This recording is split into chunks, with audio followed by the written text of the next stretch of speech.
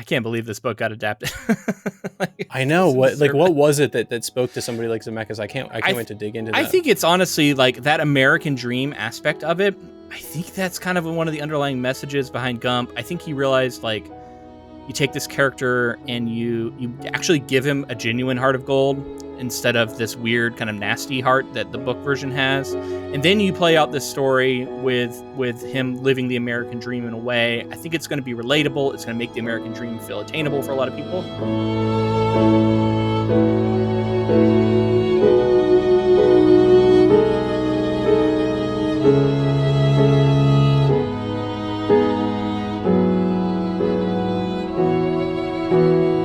Welcome, friends, to episode 313 of the Ink to Film podcast, where we read the book and then see the movie. I'm writer Luke Elliott. And I'm filmmaker James Bailey. And this week we discuss Winston Groom's 1986 novel, Forrest Gump. So I just want to start out by thanking our patrons for selecting this as our second quarterly project of the year.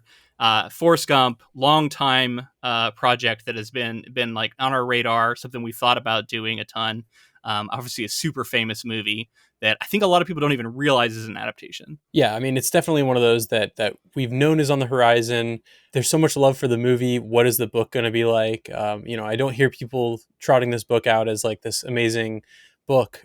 So it's been an interesting process to read. And just to cut to the chase a little bit, like this is a wild book. Not really what I was expecting from that movie. The movie has so much heart and it's so special to so many. I've heard this movie talked about as people's favorite movie of all time. And the book just has never gotten that praise. I've never heard it. Like you said, maybe people don't even realize that it's based on a book. This was a wild process and I have many opinions on it. Same. I wanted to lead off with that thank you. And truly, like, just if I have mixed feelings about a project and about a book, that does not mean I don't enjoy covering it. So I want to get that out there before I start weighing in on this book. So yeah. Sounds like you have some opinions on this one. It sounds like I might have an idea of where you're going with that. Yeah. Didn't like this book. I have a lot of things I don't like about it. I wanted to, like, I feel like I really give stuff a good shot, right? And I went into this book with an open mind and I said, okay, it was written in the 80s.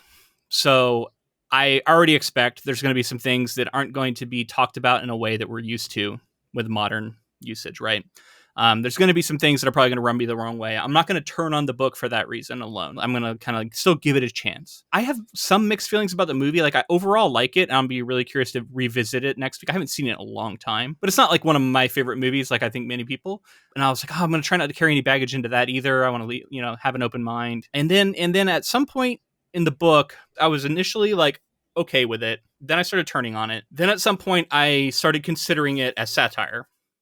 And I said, what if this whole book's satire? Am I getting caught up in the, like, the classic trap of like taking something that's too seriously when it's meant as satire? And so I started looking at it from that light. And I tried to like give it, kind of bring it back and give it some points for that and say, maybe this is all really satirical.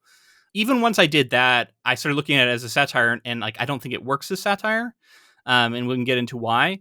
It's a picaresque novel, which I haven't read a ton of them, but I know a little bit about as a genre, and I think this is a clear attempt at that.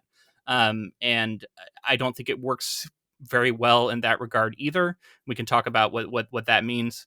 And then overall, I found it to employ casual sexism, racism, ableism, homophobia, and all of it was deployed by our character, Forrest Gump, who is much more of a nasty sort of figure than he is in the movie. Has little of the heart that I think Tom Hanks brilliantly portrays in the film. And I thought there was an attempt through all of it to try and launder a lot of these opinions by putting them in the mouth of this character and give us sort of a permission structure to laugh at this character and laugh at American society through his observations.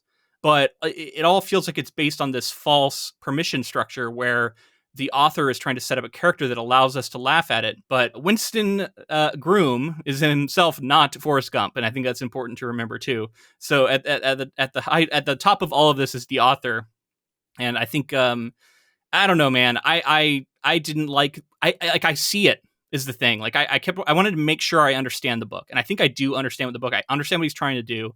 I just don't like it, and I think that the satirical elements are toothless. They descend more into bullying our main character and sort of cruelty towards people like him. There is a lot of casual cruelty to a lot of other people in the book. And then the elements where it feels like maybe he's poking fun at American society, they do feel toothless, and because it feels more like a gentle ribbing, like a let's all laugh at this together style satire, rather than a biting satire that is laying bare how awful this actually is and making us actually think about it. And instead, this was much more of like a nudge in the ribs. Like, aren't we all kind of silly? And I've just found that to be completely ineffective when you're dealing with like such serious topics at times. Totally. Could kind of see that you were going to go this route. And I am glad, because I was really ready to come into this and just say, yeah, this is not a book for me. And I don't like this book at all. Which is not something we typically say on this podcast. I usually find at least something to latch onto. That we've read some bad books. We read some books that have some offensive stuff in them. This book, like you said, it's poking fun at almost every group, otherizing whenever it can. And it feels like this romp through American history, which admittedly is something that I do like in the movie. Like, I think it's cool to see these all from the perspective of this character. But it's like a romp through all these things that are just like checkpoints on a history book. And it doesn't feel like the impact of anything is really it doesn't feel like our character or the characters in the story are dealing with tons of the implications of that stuff. And then, yeah, just the way that the author chooses to like write the story, like the prose specifically, is even like boiled down to being like Southern, what the author would consider to be less intelligent. Like, all of these things stack up to make this character that you're not rooting for that much, and then like just the most insane things happen to.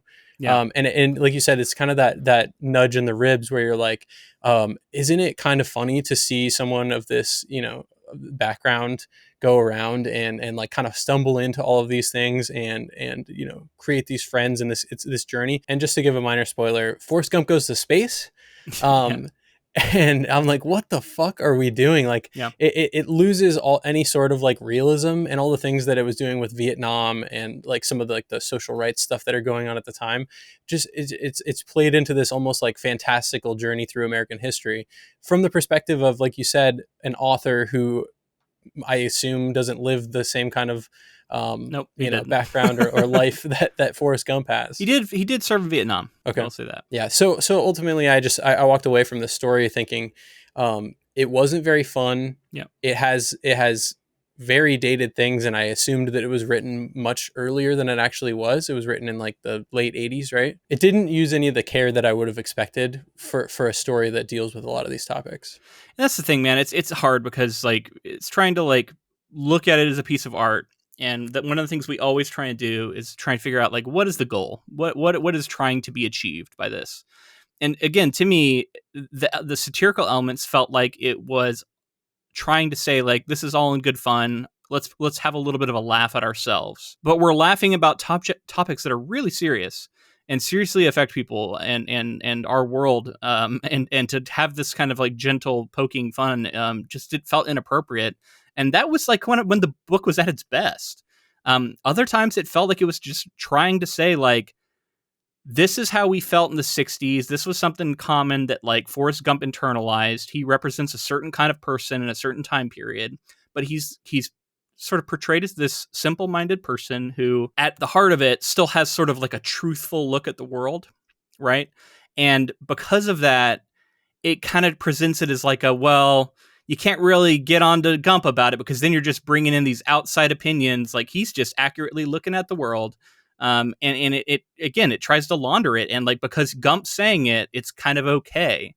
And that grossed me out like throughout. Like he says some awful shit in this book. Definitely. And believes some awful stuff. Yep. And you're talking about like, it's kind of maybe trying to hold a lens up to American society in ways and just look at some of the things that went on and maybe possibly criticize some of that. But that wasn't handled well. And then on top of that, I feel like the book doesn't even like Forrest Gump for the most part. No, a lot of this is also like bullying Forrest Gump / anybody who might identify with Forrest Gump. right? Like Yeah. it is a lot of like he has internalized all this shit. Like he talks about how society like and like people do, so it's not inaccurate to say, but like he internalizes it and makes it okay.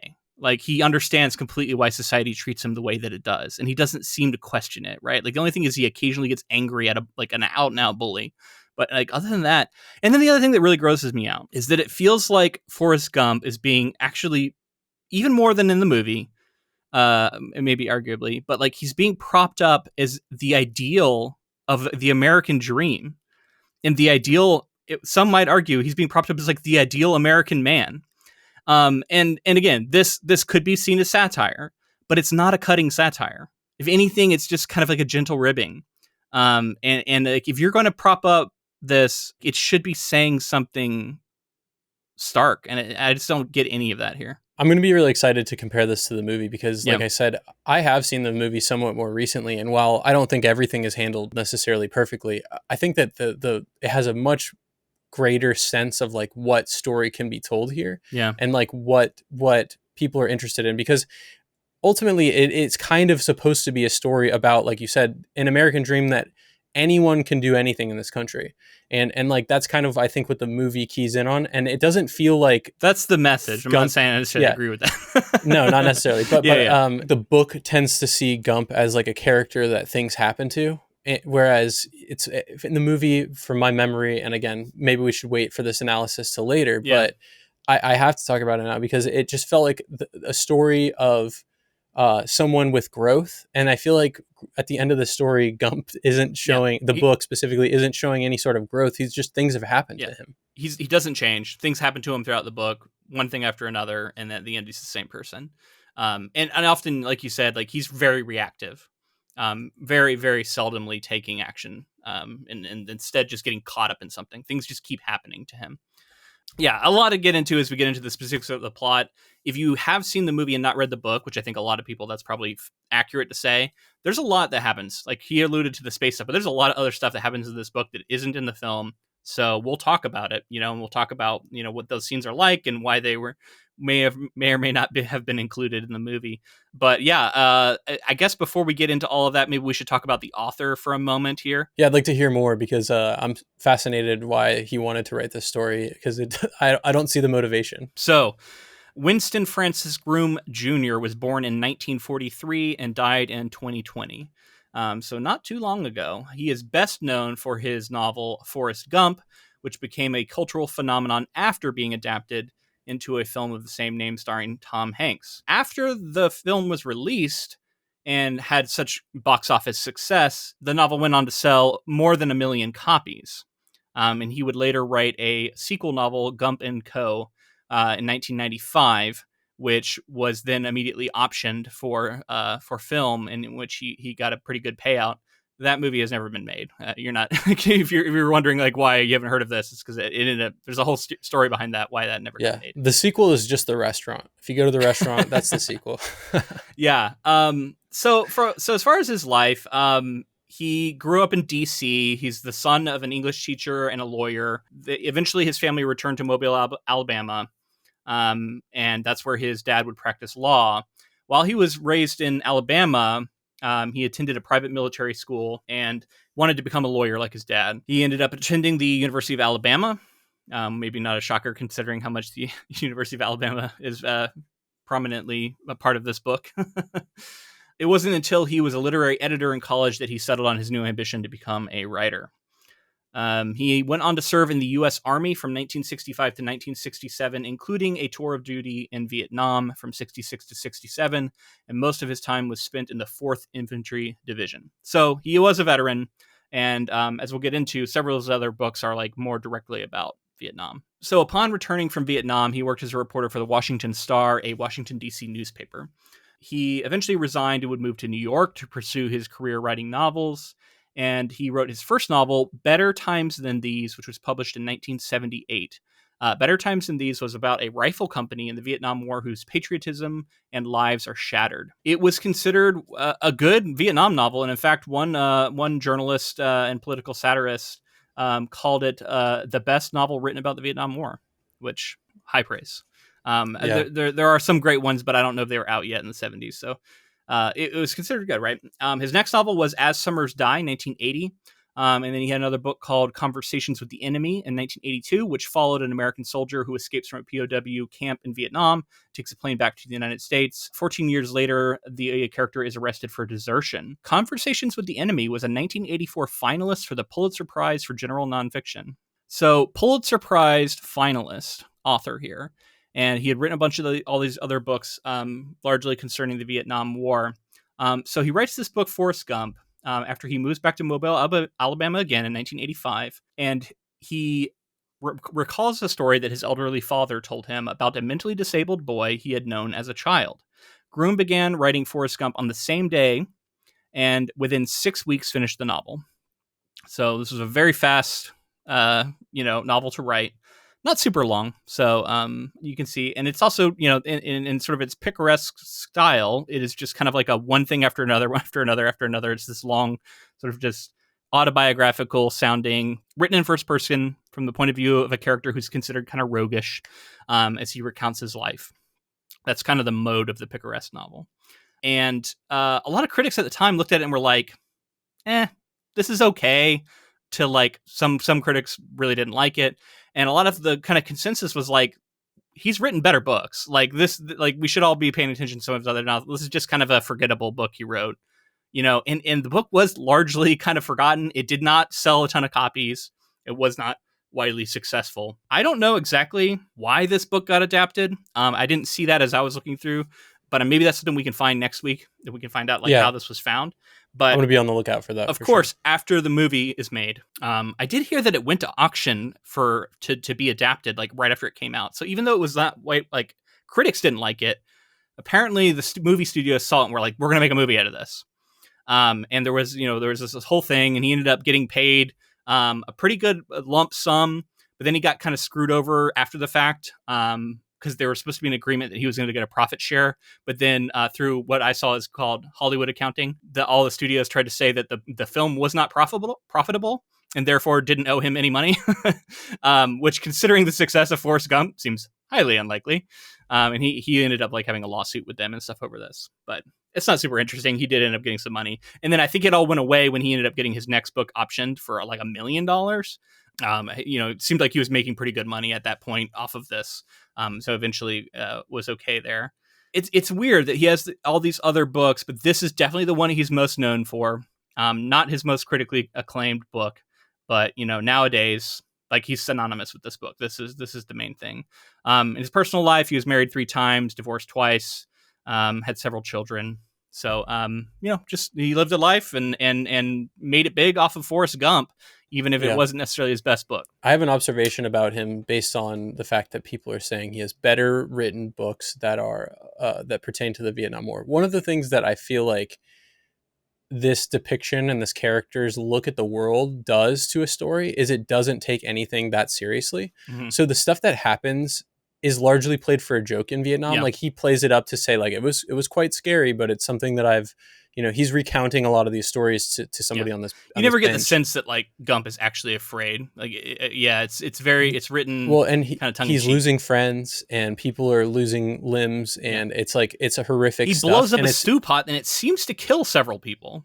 Yeah, and it was kind of just glossed over, and it just continued on. Right, this just happened, and I think it's due to the nature of the narration being of what the author again would consider like a simple-minded individual, like not really like dealing with any of the ramifications or trauma of that. And again, it gives us permission to like laugh about it and move on. It was trying to do that. It's kind of like it's like a weird, sick, light version of all of these things, and I think that's something I'll key in on when we compare that to the movie, and just some of the emotion of that. But yeah, for this, I just kept being really shocked, and to hear that he was a Vietnam veteran, you would think that you would take it pretty seriously in depicting and clearly he had in some of his other work, but this one is full. Like, one of the things that I was kind of shocked is just how frequent the scatological humor came up. Right? Yeah. Like, so often there'd be some like somewhat serious scene going on, and then like the joke would be Forrest Gump ripped a huge fart and it smelled really bad. Forrest Gump had to go pee. And he had to pee. It was like either a piss joke, a fart joke, or something with his dick. The other thing is, like, he just like throughout the entire book. Whenever there's like a woman around, he just immediately starts talking about them bitching. He refers to them in completely sexualized ways. All he cares about is the ones he's attracted to, and how physically attractive they are, and the way that they deal with him. And there's just so much gross sexism going on with this portrayal. The relationship between Jenny and him, I felt like had none of the heart of the movie. Now, again, I need to rewatch it and see how I feel about it now. But it felt like Zemeckis did a really good job, especially when they were children, of like trying to set up this sort of like, I don't know if fated is the right word, but like there's this long relationship that forms over time, and we feel the deep love Gump has for Jenny, and we understand why Jenny has some misgivings. We see the difficulties of her life, and like none of that is really here. It is just Gump like deciding he likes Jenny, having this like weird ownership over her. Borderline sexual assault happens, although it's all a misunderstanding, so we can laugh about it. She keeps like bringing, like, kind of welcoming him back into her life. He's very jealous of all the men in her life. They're also all, like, by the author, cast as like just like an array of terrible dudes who all treat her terribly, so that we continue to think like, oh, she should be with Forrest. He seems like he's going to treat her well, but he doesn't really. It's so weird, and it's like all the like undertones of that are very gross. Yeah, and to address the idea of a character who has a cognitive disability and how there's complications with that in a relationship like this, and like you said, like Jenny, there's certain things going into a relationship like that of course would need to be figured out. And the book kind of talks about that a little bit, but overall their relationship seems to progress in a very like typical romantic way, and sort of a romantic story. And I think just like the way that the movie addresses that, it feels more innocent, and in this way it feels sort of more like bumbling, like the way that the characters are kind bumbling is a good descriptor. Yeah. And also just like he's the protagonist. This is the woman he's supposed to like be with. So it's just kind of like presented as well, of course that's the case. And we're on Gump's side, so, she should be too. And it's asking us to be frustrated with her, I think, throughout. All right, let's get into some of the actual plot here, because I want to talk about specific things that actually happen. We've talked about this a lot in a sort of a broad sense. And then I'm going to talk a little bit about, of course, like the satire a little more, and why I think it fails. So Forrest Gump narrates the story of his life. The author uses misspellings and grammatical errors to indicate the character's Southern accent, education, and cognitive disabilities. While living in Mobile, Alabama, Forrest meets Jenny Curran in the first grade and walks her home. They become the best of friends. By the time Forrest is 16 years old, he is 6'6", 242 pounds, and plays high school football. Miss Henderson, with whom Forrest is infatuated, gives him reading lessons. He reads Mark Twain's The Adventures of Tom Sawyer and 2 other books that he does not remember. While he enjoys the books, he does not do well on tests. He gains popularity as a football player, making the all-state team. When Forrest is called into the principal's office, he meets noted university coach Bear Bryant, who asks if he'd considered playing college football. After high school, Forrest takes a test at a local Army recruitment center, and he is told that he is, quote, temporarily deferred. Forrest and Jenny meet again at the University of Alabama and play together in a folk music band at the student union. After one semester, Forrest flunks out of the university. He and his friend Bubba are drafted into the Army, but Bubba dies in the Vietnam War. Forrest is wounded and meets Lieutenant Dan, who has lost his legs in the infirmary. Dan tells Forrest that he feels Forrest is destined for something great. Okay, so this speeds through a lot of the opening of the book. This is also the most similar to the movie. Like a lot of that, as you're hearing it, if you've only seen the movie, you're like, this all sounds like roughly similar. And it is the most similar. I also do think this is the best part of the book for what it's worth. A lot of the problems I have are still present, but this is when I was still trying to give the book a lot of like leeway and trying to see what if I could like come around to liking it. And some of this is okay. The book does read in an engaging way, even though that prose description is accurate, and the way it's written is a little odd, and often it seems to be equating the Southern accent with an indication of intelligence. And then, of course, that is very frustrating for people from the South who, just because they might speak with an accent, does not mean anything about their intelligence. The book starts out very early on throwing around slurs of race, sex, cognitive intelligence. Like there is so much that's thrown around really quickly. And that's kind of where I was in the same boat, where I was like, all right, let me see if this will come back around and there's a reason for it, or there's obviously it's framing it in that era. But I would argue that like we've read plenty of things from that era and from, the 80s and earlier that don't seem to portray society in this way. You can always choose how you're going to portray it, right? Like, I'm not against including these sorts of things if you are doing it for a reason that feels legitimate, and of course that's always up for debate. But here it seemed to me that there was an attempt to be like, that's how everybody talked. That's how we all talked, right? There's a bit of that going on. And then again, it's like it's kind of laundering it by putting it in Gump's mouth because it feels like we can't criticize Gump for using those terms. And so in a sense, you can't criticize the author, right? Like, and you can't and maybe we should all not criticize each other. Like it's kind of a gross, like if you start extrapolating that out, like maybe this is all okay. And it's not. Yeah, and I found that to be like kind of a stumbling block. As it continued on, I started to give it some grace. I was like, all right, let's see if as we progress, it gets more in line with what I'm expecting from the movie that I know of. And it does progress. It spends a lot of time with football talk, which I'm a football fan. Yeah, we both a are, good thing I am, because if I wasn't, I think I would be more turned off by that. I found it to be like fairly engaging, just hearing about like, SEC football in the 60s and that kind of thing. But again, not everyone's interested in that. And I wouldn't be shocked if that was just like something that made people put the book down. It was a factor in the movie, but it was definitely, they went by it pretty quick, but they're name dropping players, talking about playbooks and coaches and all this stuff. The other thing is that it starts out with him playing football in high school. Then we progress to him playing football in college and some of the stuff that goes on with that. And then he eventually flunks out. And again, it's just a scenario to be like, oh shucks, can you believe that he we just needed one semester out of him just to see if we could win the championship and that kind of stuff.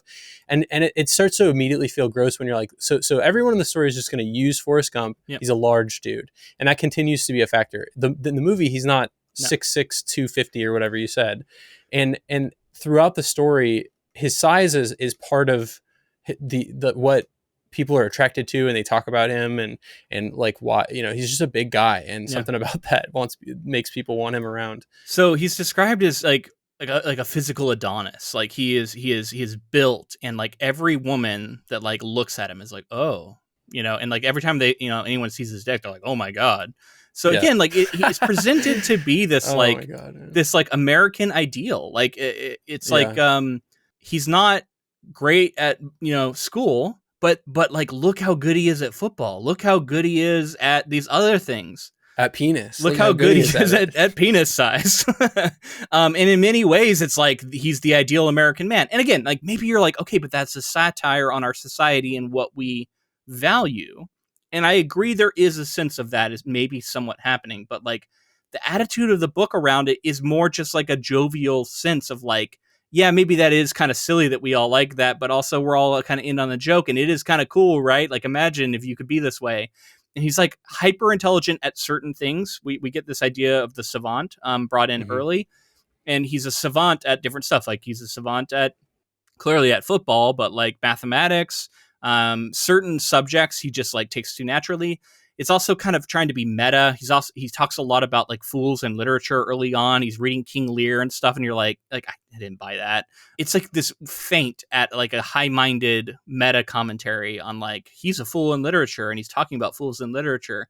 And to me, it just felt like a half-hearted attempt to sort of add depth to this portrayal that isn't really there. To name drop Lenny from Of Mice and Men and amongst other characters, and then to compare those stories and the like what they represent in this sort of fiction of characters like this, and then to compare it to Forrest Gump, the book, it just felt like it was so much more hollow than any of the things that it was referencing. Absolutely, yeah, it's completely hollow. I don't know, maybe people are reading it differently than me, but yeah, it didn't earn any of that. It just kind of name dropped it in an attempt. I think like a half-hearted attempt to try and say like, oh, this is actually deeper than you think, when really it's not. So moving on, he is also just like great at playing the harmonica, something else that he picks up very easily. Plays with Jenny. I thought that was a cool wrinkle that I didn't remember being in the movie, and the idea of them like him going around with a band kind of and playing music eventually, like it gives him something else to do. But then again, it's getting into that territory of like, isn't it crazy that if you just see the world like Forrest Gump sees it, you can be a borderline professional football player, you Yeah. can be great and be in a band, you can meet the president of the United States, you can go up into space, you can live on an island with, and it's like on and on and on, Mm-hmm. where you're like, okay, it gets to the point where I'm rolling my eyes a little bit, thinking like, well, so like, what's the story about? Yeah. I don't know, man. It's like, yeah, it's kind of like if we should all be more like Forrest Gump, we'll be more successful. We'll live the American dream. And in that way, it's sort of an attack on intelligence. It's like an attack on like everybody he encounters who's intelligent, almost to, I mean, maybe Dan, but like he's miserable and his intelligence has gotten him nowhere. Right. So like, it always seems like it's better to be Gump. It's better to not think about things in a critical way and to just go with the flow. Like he makes fun of all these protesters he meets. Like he everything's just treated as a joke, and to take anything seriously and to like have social like criticism, like Ginny is like a social activist, but it's never presented in a flattering light. It's always presented as her just like having a wild hair and getting caught up in stuff that she doesn't understand, and like she should be more like Gump. Yeah, there's like a blissful thing that I think the status quo blissful kind of like just go through life and treat others the way you want to be treated, which is great. It's a great sentiment, but at the same time, like there are larger Never question things anything. at hand. Yeah. And like the level of stuff, like part of the charm of the movie is that he keeps getting caught up in these like things that are so huge, and it's kind of like fun to see him inserted into like historic footage and stuff. But like in the book does a bit of this, but like I just found it way less charming. And part of it, yeah, part of it is also just like this guy's voice is different. Like it's hard to explain if you haven't read it, but like this is not the Gump from the movie. Like he doesn't think about people in flattering ways. Like he's just casually, all of the isms we just talked about getting thrown out all the time. But then he's also just like mean, not actively mean, but just like it's like his dismissiveness of things can be mean. I would just jump in and say like in the movie I remember the innocence feeling genuine, and here there's like a sense of innocence until it's not needed anymore, and then the character can like comment on things. Well, part of it is also like how like often perverted his thoughts are, and like that kind of shows that he has these like ulterior motives for everything he's doing, especially with women, where like he's always sexualizing them and talking about the things he wishes he could do to them, and he shouldn't. He's like, oh, I shouldn't have been thinking that, but I was. And multiple times in the book, there's a contrived scenario where he accidentally like rips off a woman's clothing, and some crazy shit happens with that. And it's always presented as a like, can't be mad at Gump, he's just being Gump, ha ha ha, you know, like that kind of thing. And like, would that we all men could get away with this? There's also that like gross implication of like, we should all just be okay with this. It's just accidents, you know, haha. It's like, it's not intentional. I don't know. It's that kind of stuff, like on top of everything else is going on, just makes me really not like this version of Gump. And honestly, I think the movie was one of the only reasons that I still had any affection for this character, because I was like, I kept being affected by the perception of Gump in the movie, who's a lot more likable. Yeah, and ultimately like the book too, it does it, and this is my opinion, but it doesn't make for a compelling read at some point because of that. And I'll give Winston Groom credit for the fact that he came up with an idea of inserting a character into all of these scenarios, and like how you can kind of, it can be a history book and you can look at all these things from a different kind of lens. Credit where credit's due. I think at some point, and I honestly think the satirical element of it wasn't a bad idea. I just don't think he executed it well at all. right. And satire is such a thing that you really got to nail. And he just doesn't do it. He fails at that aspect of it. It doesn't play funny. More often it plays cruel. Like Yeah. we're laughing at characters. We're laughing at. The attitude is like, we should all stop caring so much about the way we talk about this. And like, it is laughable. And look at Gump. He's making fun of himself. Again, permission structure for us to make fun of him and us to laugh at him. And yeah, it's the attitude that it's sort of propping up by what it's making fun of is not a good one. It's not one I agree with. All right, so let's jump into the next bit of plot here, where we're gonna get a lot of the deviations from the movie. So while recuperating, Forrest develops a talent for ping pong, eventually playing in a tournament in China and inadvertently saving the life of Chairman Mao, and then meeting President Lyndon Johnson. He reconnects with Jenny and is arrested and institutionalized after a peace demonstration. When the doctors realize he has a talent for doing math in his head, he is recruited to be an astronaut for NASA.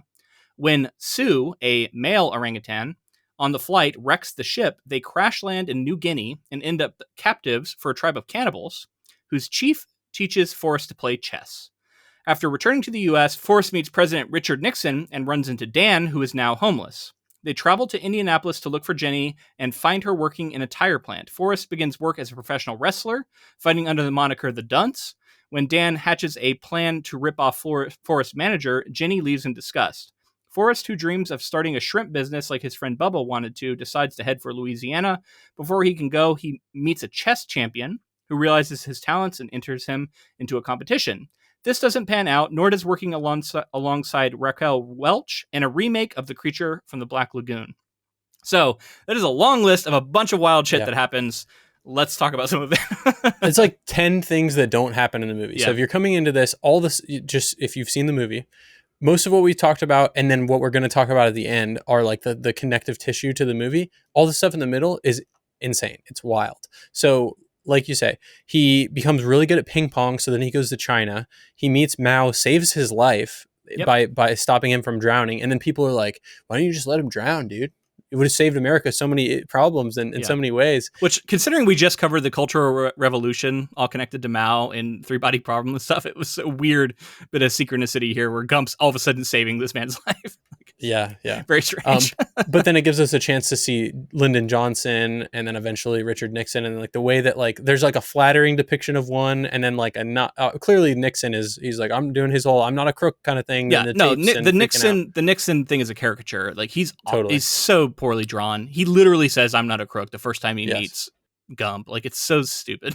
Like it is stupid. It's like of course fuck Richard Nixon, he's terrible, but I was gonna say I don't like Richard Nixon. No, but like it's just a caricature. It's so silly. And in talking about silly, there's so many ridiculous things here that happen. Let's talk about NASA. So after getting arrested at a demonstration where he throws his like Medal of Honor that he had earned in Vietnam, and it like strikes a senator in the head, he gets thrown in jail. And then he gets basically offered, like, if you don't want to have to go to jail, you can come to work for us in NASA because we do a test on you. A woman doctor gives a test on him, and she's, like, super impressed with how sexy he is. And she does this test, and she's like, oh, you're really smart at math. So I'm going to, like, hook you up with NASA. And they do. And then just the absolute implausibility of this whole scenario, I could scarcely believe it. It was wild. He's like, it's a cartoon. It turned into a cartoon. The orangutan that's brought on was meant to be female. They accidentally put a male orangutan on there, and then there's a weird sexual implication that because it's a male orangutan, it's like into the woman that's on the ship with him and stuff, and like how it's kind of going crazy and feral for this woman. And Gump doesn't understand it is the joke. Yeah, that's because he immediately like takes the side of the orangutan. Like he hates this woman who he's with, who's a female astronaut at a time when there weren't any female astronauts. It's played as a joke. It talks a ton about how, like, this is a ridiculous, I can't believe a woman is going up there with, Gump, who's like his cognitive abilities are like, reported on in the press, and this orangutan, and it becomes this whole joke operation, right? It should be highlighting how ridiculous that is, but instead it's like asking us to laugh at it. Too. It's always like the attitude of it is not laying it out there so we can see it for as ridiculous as it is. It is rather like this like gentle, like, let's all laugh at this together. Isn't it ridiculous that he's up there with a woman? That's what her main, her main thing that, one's an ape, one's Gump, and then there's a woman there. That's the attitude of the book, and it's wild. She is assaulted by the orangutan at one point. He constantly describes her as bitching, which is a term he only uses about women. They have to crash land, and they're only saved when the orangutan pulls the parachute. Yeah. So talking about like stretching believability too, like it's fine. This is supposed to be like a fan, like this character has gone through these ridiculous scenarios, and you're supposed to be like, how can this character have gone through all of this wild stuff? But when you get to the point where an orangutan is pulling the parachute that saves them in the scenario, and then to get to what we're getting to next, which is like immediately being like, we land in New Guinea. NASA isn't, for whatever reason, they don't prioritize. No, they're like, we had other things going on. We don't care. They're on this island out there for 4 years. And then immediately they do the stereotypical thing of being like, the people that live there, savage cannibals. Cannibals, yeah. And And so they land there, and then it's about like Gump kind of again blundering and kind of stumbling his way through this whole scenario, being like he's not being eaten because he's a savant at chess randomly, and he can and randomly the leader of the cannibals is a Yale man, and there's like this whole thing about making fun of the idea of like Yale versus Harvard because he mistakes Gump for a Harvard man. He's like, oh, you do seem like a Harvard man, and he basically like teaches him chess, and Gump is so good at it, he never loses a game until like the very end, in a dramatic moment where it's like if he loses a game, then that's when they're going to eat them. It's wild. There's tons of racism in this section that is really, really bad. And then, so so much weird shit happens with the woman, Major Fritsch, however you pronounce that. She ends up just, like, I think she's attacked by one of the tribesmen. It's implied like sexual assault. And then she decides that is her new romantic partner. And she would rather be with this guy named, I think his name's Girk or something. Very racist. He's just, again, a cannibal. He's presented as, not very intelligent. And then she just leaves with him for a while. And Gump befriends Sue, the orangutan, develops some sort of way to like kind of communicate with him. And then as soon as that's developed, Sue tells Gump his entire backstory about his entire life and how he like went around and these like he was paired with another orangutan and they were like shown off and they would have sex in front of people, which is very embarrassing for him, and like all this weird shit where this orangutan is like presented as this like human character, and it's like Gump's only friend in this moment, far more sympathetic than the woman. Continues to be until the end of the novel too. Like this character continues to be important. It's but so weird. I also feel like there's an implication here of Gump is able to understand and communicate with this orangutan because of his intelligence level. Yeah. And it being closer to an orangutan than it is to whatever other characters that are presented in the story, which again, it's making fun of your main character to an extent that it's like, what, like what's the commentary there other than like, let's just be like kind of hateful and joking about this character. I don't know, man. I can't, yeah, you're right. So that whole sequence is one. I mean, honestly, the stuff with NASA is so insulting and it's so unlike actual NASA. Like, they don't give a shit. It's all slapdash. They don't care that the wrong orangutan is on the rocket. In fact, they even like tell the astronaut who calls it out. I think they call her a dumb broad, like on the radio. They're like, don't care about it, whatever. It's so ridiculous. They say like it's your problem now or something like that. Like, deal with it. And I guess the idea is that like. What the story would have you believe is that NASA doesn't care about this missions as it does like its top tier A missions. This is kind of like a sacrificial mission, almost like an exploratory kind of thing. But NASA would never do that. No. Never. And astronauts are some of the most highly intelligent, highly skilled people ever. Yeah. Like they're which just comes back around to the idea that like, can you believe that this character has gone through these things and has done this stuff? Like anyone can do it. No, it's so ridiculous. And the whole sequence with the cannibals, taken with the stuff in space, some of the worst stuff I've read for the podcast. I just hated it. It was so bad. Was there. It was like a moment where I briefly considered not finishing the book, but then I'm like, no, I'm gonna finish it. But like, it was that bad where like, if it wasn't for the podcast, I would have stopped. One thing I will say that is like moderately complimentary of the book is that like ultimately it was an easy book to read. It was written in a way that like was somewhat propulsive if you ignore what's happening. It just like it was, I'll grant him that, I guess, for what that's worth. So then after this, like just more ridiculous shit after more ridiculous shit, meeting the caricature of Nixon, stumbling upon Lieutenant Dan. They start working together. Dan is like, he's similar to the character in the movie, but also quite different. His main thing is he's like very intelligent, and he like believes in all this stuff about like, greatness in life and like all these philosophical sort of ideas. All of them have just led him to despair and ruin, by comparison to Gump, who doesn't like, really follow any of that, doesn't really care, and just kind of blunders his way through life and does so much better. Right. And maybe that's saying something satirical about like, oh, like what does our society, hold up? But again, it's like, there's nothing cutting here. There's nothing that indicates to me that we are actually taking a shot at society. and saying it's fucked up that this is the case. It's like trying to touch on these things, and like I would say that like 1 in 10 times that it's brought up, like it's effectively talked about in Yeah. a sense, but the major ones miss, which makes it adds up to kind of a miss for the story in general. Like there's kind of a commentary on like like veterans clearly, and Yeah. like the you see this character like be this philosophical figure and kind of hopeful, and then how like society in general fails this character, and then he ends up homeless, and like but then there's the commentary isn't like finished, like the sentence isn't finished here. It's just kind of like a setup, and then at the end of the story, Forrest Gump like helps out his friend. Yeah. That's kind of what it comes down to. So I wanted to talk a little bit about this whole satirical element and how so there's 3 different kinds of satire I was finding. Like there's satire as an umbrella term, and then there's like different kind of flavors of satire. So satire goes all the way back to like the ancient Greeks, right? And eventually they sort of gets categorized by different people who became like famous for certain kinds of satire. And I think the 2 most common nowadays are Horatian satire versus Juvenalian satire. Juvenalian satire is a lot more like what I would say.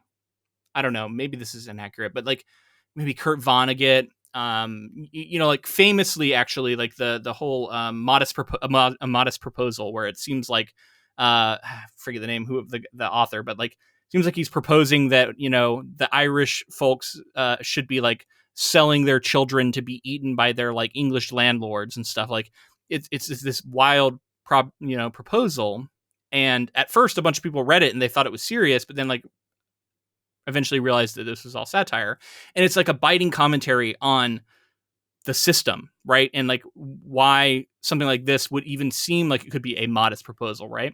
Mm-hmm. It has some sort of like cutting purpose to it. Horatian satire, by comparison, is what is described as the like more gentle. It's like what people often say, like a lot of the like weaker SNL satires will be, where it's like we're gonna kind of make fun of a politician, but we're gonna do it in a way that like the politician themselves would laugh at, right? Like they would find humorous. Like it's just kind of a gentle ribbing. We're all in on the joke, and in some ways, this actually works to like prop up the person being satirized, because it makes them feel like they're not as scary as maybe they might be otherwise. It makes their ideas like sanitizes them in a sense. It right? humanizes people. We saw this with like Donald Trump them. in the SNL scenario, where Yes. like he was brought on and shown in a light that people hadn't seen him before, which humanized him in a way that like as a platform, I think SNL maybe even regrets. Agreed.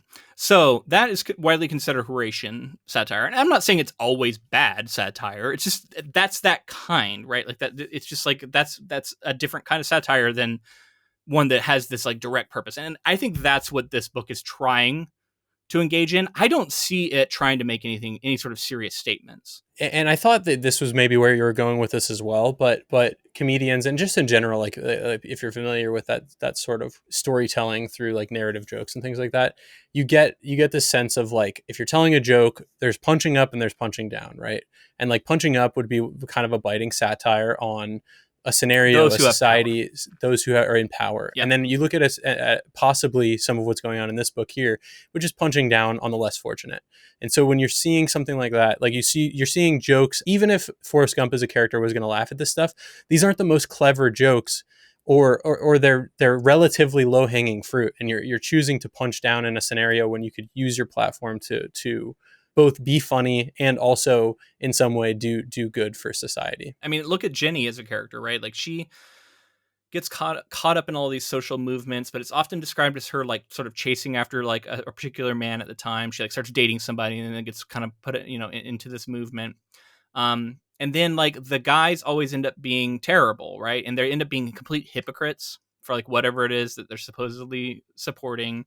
And she becomes like the embodiment of a woman who hates men, and the times that she like has a falling out with Gump is because she like falsely equates him with the other bad men in her life, when she's like failing to see how Trump is actually a good one. He's actually a good dude, and the reason he's a good dude is because he isn't involved in all of these things, right? And because of that, he's more honest. Because if you're involved in those things, you're dishonest. Is sort of the implication, right? Like if you're a man supporting civil rights and supporting women's liberation and like all that stuff, you're obviously dishonest, right? Like that's the attitude of the book.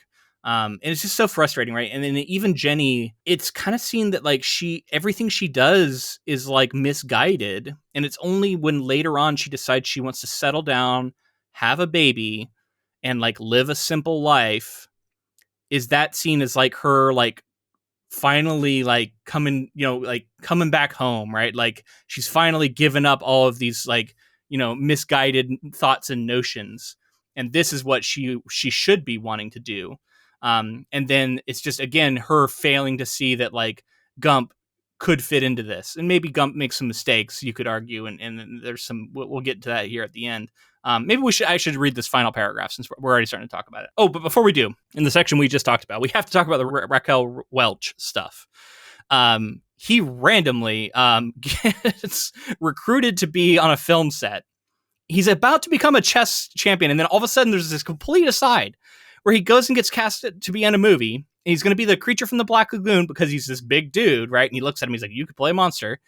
And oh my god, like he just like accidentally rips off her clothes, he pees himself. It's like all of the classic, Gump humor.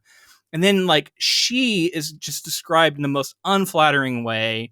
She's vain, she doesn't understand, like she's literally nude, and like we have all these jokes about how she looks. And then she like goes into a place to get clothing, but then she like won't buy. She has to like try on a bunch of different stuff because she's unwilling to just go anywhere. She has to go. She usually leaves and goes to another store. She won't be like seen in that kind of clothing. Like it's so mean spirited and gross. And then like, what the fuck is the point of that? Like, what is the point of any of that? Because I think the author was a Raquel Welch possible fan, horn dog, and likes Creature from the Black Lagoon and thought it would be fun. Again, it's breakneck. We go from he's a wrestler. Yep. And there's that whole plot. The dunce where he wears a diaper and a dunce cap and shit. Yeah. And then he like, because Jenny gets upset, he kind of decides to like change his life and reform. And then the chess champion thing, which is kind of talked about, he's like runs into this chess master, which is like, it's not to be played for jokes. Like these people are like again, he's maybe a savant, but like this is a chess master. Yeah. And then eventually that just is like curtailed into, oh, this Hollywood producer type comes around and he says, "I'll cast this chess master and you in this movie if we can just give you a part, baby. Come on," kind of like stereotypical thing. So all in service of basically just saying like the adventures of Forrest Gump and the crazy places he'll go that you could never imagine. He's pissing himself. He's like called out about it. Then they end up on the side of the highway for a little while when she's in the nude, and she's like, it's talked about how she's like, and everyone's just gawking at her, like all the guys are like outside just staring. Like it's, you would think someone would like maybe run a blanket or something over to another human being who's in the nude, but yeah, it's all played for laughs. It just continues. Oh, she's kind of fanning herself from the front when cars are in front of her and from the back when cars are coming up, and it's like, dude, what the fuck is this story even about? Again, that's why we've been talking about this whole time. You talked about that genre of kind of going one thing to the next, and that's up the point of it. Yeah. But like typically in storytelling and in narrative storytelling, you're supposed to like tie it together in some way. And yeah, the Raquel Welch stuff, the chess stuff, I guess it comes to a head in the end when he's just like, Gump is just like all of these things put together when this final chapter, this final section. I guess the chess thing just leads up to him ripping a big fart in his like final match, and then he wins because he distracts the guy essentially. And then he gets disqualified. It's funny, man. Don't you Isn't think that funny? Okay. Forrest and Sue. Yes, that's right. Sue's back. I forgot to mention that. The orangutan is like in the woods when they're filming the movie, and just like comes down and is just a part of all of the stuff where Raquel Welch joins him, like walks into all of these shops and stuff, and everybody just thinks this is just somebody in like an ape costume, and like is just treated like a person at this point, like attitudes, communication, everything. This is just a person. And like, I guess the story is that it's an animal actor at this point. Sue is an animal actor and like has been involved in Hollywood and stuff since last we saw.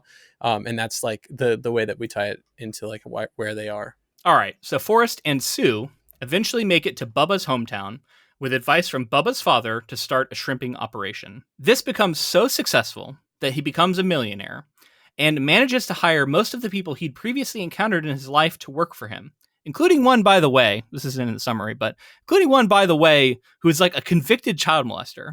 And he just like, I don't know, it doesn't even like justify it. Just gives him a job. Yes. I'm like, okay, weird thing, book. All right, let's continue.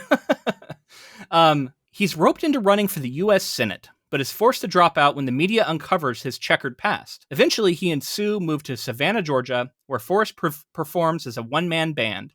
He finds Dan again and runs into Jenny, who has a son, whom she reveals to be Forrest's. Forrest decides not to be a presence in his son's life, as Jenny is now married. He, Sue, and Dan move to New Orleans, where I guess they live happily ever after. So this is the one element where when I was watching this part, I was like, okay, maybe we're getting a little bit of political commentary here, right? And there's a moment that's like, it's kind of ludicrously funny where he goes up to give his big speech, and now this is like the third or fourth time this joke has come up. He says, I have to pee, to like escape like having to say anything, right? Like someone asks him some question about his like what he values most. And that's what he says. And then like they all start chanting it, and it becomes his slogan. This is what we're going to run on. Everybody loves it. That does feel like political satire to me, right? Like the idea that people would latch onto this and that they would like it. This one worked a little bit. And I just wish that like, if that was, I don't know, it felt like he actually had something to say about this in a way. Whereas a lot of the other satire just felt like the target was wrong. And that's the other thing. You're targeting the American political system. Like that's a valid target, rather than like people who, you know, might complain about sexism. You know what I mean? Like one is a valid target and one is not. The point is, I think that some of them are easier jokes to make, and that makes them less clever. And I think in this scenario, you're talking about the satire. There's no question. If someone was to ask me like, what the attempt is here, it's he was trying to be funny with all of this stuff, but unfortunately I don't find it funny from my perspective, because it is pretty fucking obvious. Most of it is low hanging, of it, or it's like, you know, I was desperate for anything to land at this point. Well, and like I said, I'm agreeing with you in saying that like this is a situation where like he found something to make a commentary on, because the idea of political slogans and stuff, and the person he's running against just like says I also have to pee or something like that. So like that's like arguably funny, because that's the kind of crazy shit that happens. But a lot of this other stuff, it's like you don't end up in space with an orangutan with somebody who has like a, you know, cognitive disabilities, and all of this stuff is just like geared up so that you can kind of joke about cognitive disabilities or women in space, or all, you know, that's what it feels like continuously. And I'm sure that there's a commentary being made here about someone with cognitive disabilities being in a position of power in office. Look at everybody thinks he should be a senator and all this stuff. But like it like Gump is magical in a sense, because like, I mean, in a lot of senses, but like even his like cognitive abilities, right? Like at times he will just randomly understand things perfectly well, completely grasp the connotation. He'll grasp people's meaning. He understands when he's being made fun of. Like most of the time he gets all of that, until all of a sudden he just won't for something that otherwise seems obvious. And I'm like, it's not consistent in any way, and it just feels like it just serves the moment and whatever the author wanted it to, right? And one big change, because I saw the movie first, was the idea that Forrest wouldn't want to be involved in his child's life in some way, regardless of the fact that Jenny is remarried. It doesn't make a ton of sense with all of like that. You want to show character growth, then you show the character being selfless. And you show the character, but that's not who this guy is. This version of Gump is not selfless, and like in fact, all he's ever cared about is like ownership over Jenny, right? And like the idea that she's married to someone else now, of course, he's not going to be involved in that. But he gets the like moral victory of he's the actual father, so he can allow her to be in a relationship with someone else at this point, and he can move on because he's the one who's the actual dad. It like gives him that sort of one-up scenario, and it's just gross, man. There's a lot of sexism in this book. You know, obviously there's the stuff that is being depicted, but like I think a lot of it is intentional, or at least considered by the author. It's just coming out in the wash. Yeah. And just to get to the end of the book, Forrest ends up with Dan. They move to New Orleans, and also Sue the orangutan. And it's just like a part of his life at this point. Oh, and he's now dating a stripper. Don't forget. So he gets to have like a low commitment relationship with a hot stripper. Yeah. Also, his kid, importantly, does not have his cognitive disabilities. So even though we've all had a good time here, let's not get it twisted. You know what I mean? Because Yeah. that would take the shine off a little bit, right? Right. I don't know, man. It's bad. It's so you have an There's author so many words. who Like I feel like we just spent an hour shitting on this book, but Yeah. like I kind of feel like that's all I can do. Like I'm struggling to find good things to say about this. you have an author who hasn't lived that experience, as far as I know, like hasn't, maybe family member, something like that. But No, it's a story ultimately, his dad told him about a kid he once knew. there you go. So you get an author writing a character like this, like living through the character, vicariously through the character, to all of these things, like all these hijinks, the things that say like, saying I can't live like this, other people, we can't live like this based on our current society. And then by the end of it, he's also like not acknowledging it and saying like that's a valid experience in life. He's like, you don't want this is kind of at the end of the story. Don't like, it was funny, right? But like, let's all go to bed tonight knowing that like it's not something that we have to deal with. And that's just like so short-sighted, and that in no way I think is what the movie lands on. So that'll be interesting to track. And so to bring it all full circle and to kind of talk about like, we just, like you said, we spent an hour just talking about like how we didn't like this book and it wasn't for us.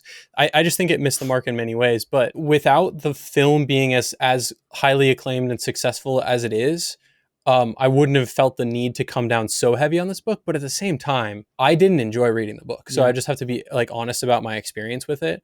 I think that like, I just want to set expectations for people who are interested in reading the book and like kind of like give our take on it.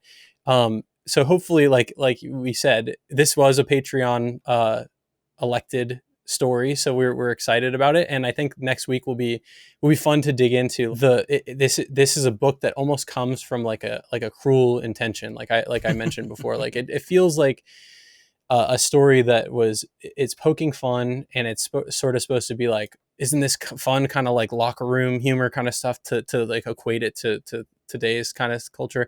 And it's like, oh, you couldn't write a book like this now. Like that's the kind of, I feel like that's kind of the narrative that could build around a story like this, that like people who enjoy the story may shouldn't have written that either. Also, like, I can't believe this book got adapted. Like, I know what was it that spoke to somebody like Zemeckis? I can't wait to dig into that. I think it's honestly like that American dream aspect of it. I think that's kind of one of the underlying messages behind Gump. I think he realized like, you take this character and you actually give him a genuine heart of gold instead of this weird kind of nasty heart that the book version has. And then you play out this story with him living the American dream in a way. I think it's going to be relatable. It's going to make the American dream feel attainable for a lot of people. And ultimately, right, there's sort of a bit of that like inspiration stuff that can sometimes be gross, where it's like, we're all going to feel better about ourselves because we're watching an inspiring story about someone overcoming their disabilities. There's a lot of inherent sort of ableism in that, but this continues to be a popular mode of storytelling to this day, even if it sometimes is a little dehumanizing for the people on the other end of it. I wanted to say like that's a great way of putting it with the Heart of Gold too, because like if there's something that I can describe as I have already, Forrest Gump in this story, is that it's kind of a hollow look at a character like this. It's like he's got a rotten heart, man. It's not gold to me. Not gold. So that's a great distinction that I think we should carry through the next episode. All right. If you enjoyed us shitting on this book for an hour, by some chance, please let us know. And honestly, if you want to bring up some things that maybe we didn't consider, if you thought the satire landed better for you, I'd be curious to hear about that. Let us know in the comments. And if you enjoyed it overall, leave a rating and review on whatever app you're listening on. If you're on audio, and if you're on YouTube, give the video a like and make sure to subscribe to our channel. It'll just help us continue to grow. Yeah, and I just want to say, like, to those who haven't read the book, you're welcome for giving kind of an honest look at it, so you don't have to, because that's kind of how I'm landing on it. Ultimately. I don't recommend this book. Oh, I will say, if you want to have one you can totally trot out, I'm going to get ahead of ourselves next week, but if you want one you can trot out and say, well, here's one where the movie's better. This feels like a prime candidate. Candidate for that. Yeah. Be sure to connect with us on social media. We do want to hear other opinions. So if you feel that this is a book worth talking about, please reach out on there. We're Facebook, Instagram, TikTok, Twitter, all of those at Ink to Film. Yeah, Blue Sky, Threads. We're on a lot of them. If you'd like to support this podcast in another way, we do have a Patreon, patreon.com/inktofilm. That's where this was voted on ultimately. Every quarter, we do a Patreon selected project. And this is where you can suggest things. This is where people can vote on them. You also get bonus episodes every month. So we'd love to have your support over on Patreon. It means the world to us. And thank you to Ross Bugden for the use of our intro and outro music. All right, that's it for this week. We'll be back next week with Robert Zemeckis. Have we talked about him as a filmmaker yet? I was trying to think. Like, the name's so familiar. I know he's like Back to the Future. So some other big movies. Castaway. Castaway. I'm going to bring that up next week, actually, because I think maybe Zemeckis read this book and there's an element of Castaway in it that may have eventually led him to create Castaway. I don't know. We'll talk about it. All right, we can talk about that. I don't know if we've actually got to talk about him yet on the podcast, so I'll be excited if so to get into that. Regardless, Forrest Gump's going to be an interesting movie to revisit after all these years. So until next time, keep adapting.